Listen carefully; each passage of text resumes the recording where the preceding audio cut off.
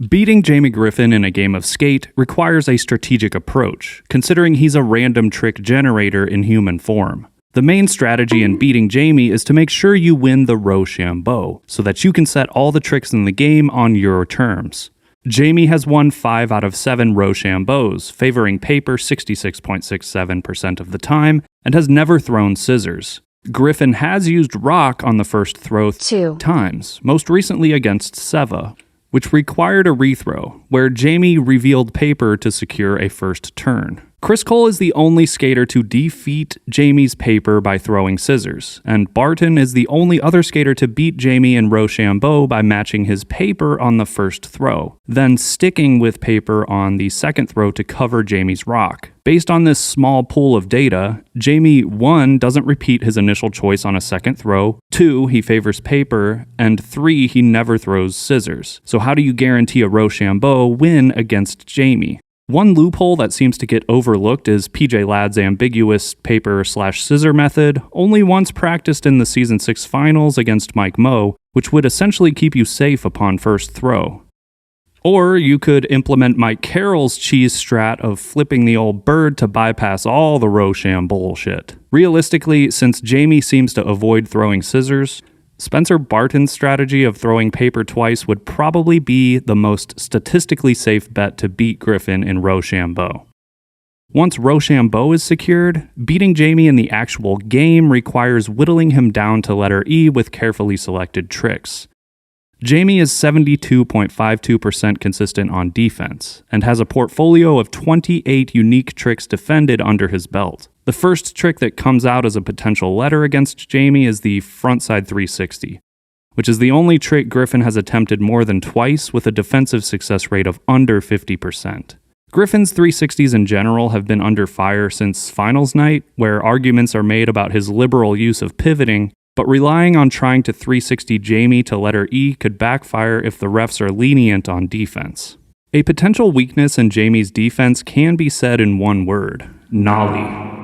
Yes, there are some circus tricks on Jamie's 0% defensively successful list, like Geiger's back foot thing and a pressure varial flip, but over 44% of Griffin's 0% defensive tricks are nollie-based, and they're relatively tame overall, especially the nollie frontside kickflip, which is historically 64.5% defensively successful. Keep in mind that Jamie is able to land nollie flip tricks, so a bullish investment on attacking Griffin with nollie maneuvers isn't necessarily going to guarantee a victory over the Irishman.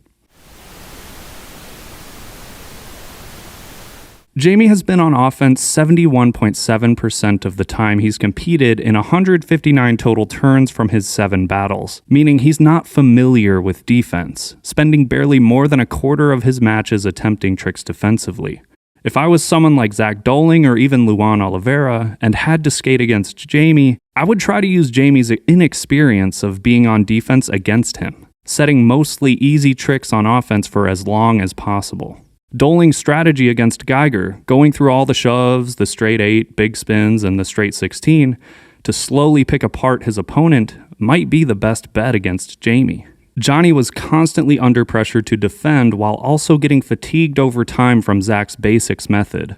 And this is probably the smartest way to beat someone like Griffin, but you have to win the Rochambeau to do that, or pray for a miraculous turnover. The truth is, Jamie's bag of flat ground tricks is so deep, and his tenure in the tournament is so short, it's almost impossible to predict what Griffin's actual weaknesses are. Until enough defensive data is compiled on Jamie, the only way to find out what throws him off is to make him do all the fundamental tricks on defense. A final preparatory measure to take before facing Jamie in a game of skate is to equip your arsenal with Griffin's offensive daggers. Considering Jamie's spent a vast majority of his battles on offense, Zach and Luan would do well to make damn sure they've got the following tricks on lock. First and foremost, regular hard flips.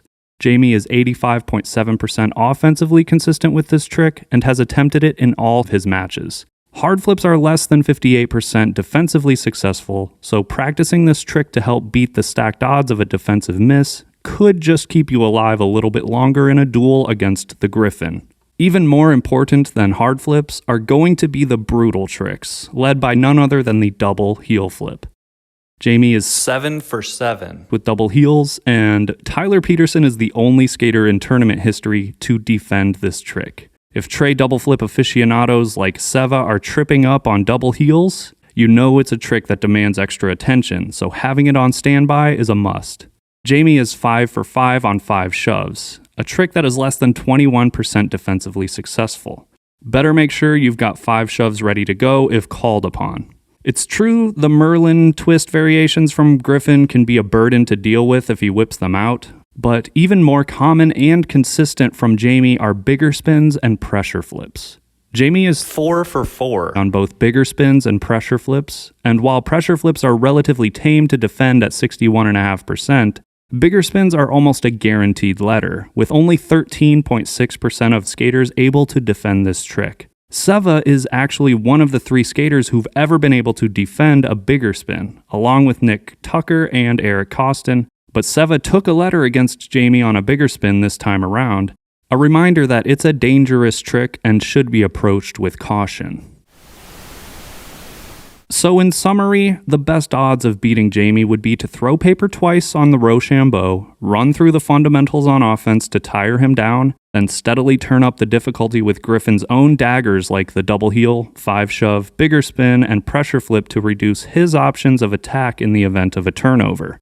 Seva unfortunately lost the Rochambeau and suffered the rough experience of getting skunked without the chance to set any tricks, a scenario that has only occurred in 8% of the 424 battles. When a 0 turnover skunk match takes place, the battles are typically over in about 31 turns, which is more than 20 turns less than the historical battle length average. The longest 0 turnover skunk match was when Luan beat Chris Colburn in Season 11 Round 1, with Oliveira retaining control of the entire 58-turn battle.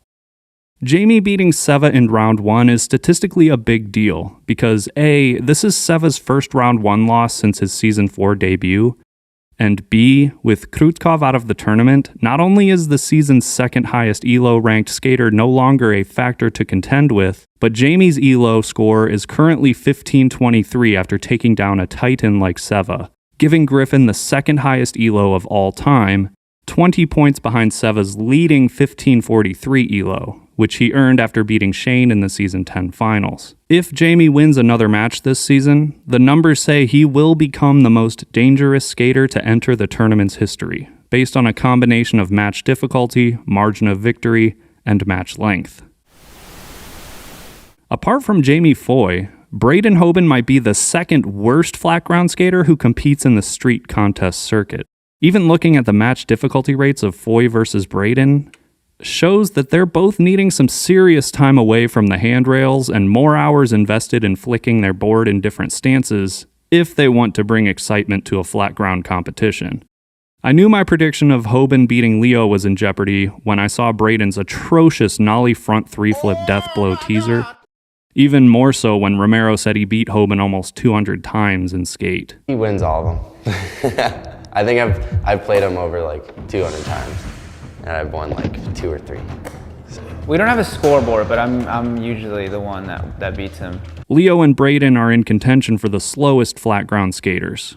Nick Tucker's the only skater who comes to mind as someone that's progressed the farthest in the tournament while still rolling slower than the rate at which Steve-O read the rules last season. I have a theory that battles are worse when there's no live audience. Even just using the 2 Week 5 battles as an example, where Braden and Leo skated a snooze fest to an empty house, while on the other hand, Seva clutched a forward double flip last try, perhaps partially thanks to the energy from a crowd. It would be interesting to get some transparency around why the Braden versus Leo and Louis versus Curran battles don't have their official Battle at the Barracks 13 decks for sale. My Dale Gribble-inspired conspiracy is that all 4 of those guys agreed to compete, with the stipulation that they aren't obligated to commit to finals night for whatever reason, so their script is to skate as well as they want to up to round 3. At that point, with Leo or Louis making it this far, they have to throw the match in round 3 since they didn't contribute any Season 13 board sales to get butts in seats at finals night.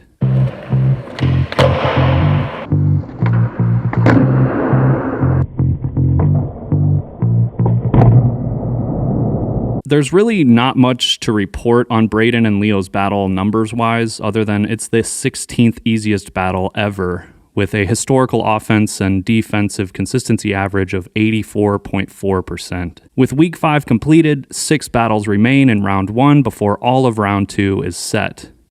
Leo's win is not what I initially predicted, but Luan, who I predicted will beat Lucas, will have a hard time losing to Romero.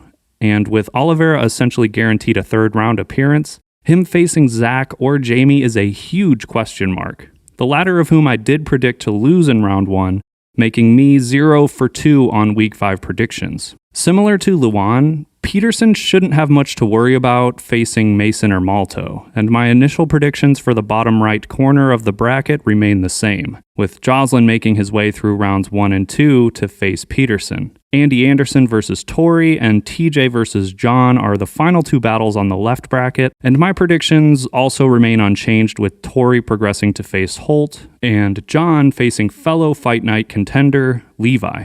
Since Seva's out, Jamie is now a very likely contender for not only finals night, but the overall season winner. Jamie versus Zach will be interesting because both of them are 100% invested in doing well this season. And after seeing Griffin skate against Seva, I think Doling will need to skate a perfect game to move past round 2. So I'm now thinking that Tyler will face Jamie at finals night, but still predict Peterson to win it all.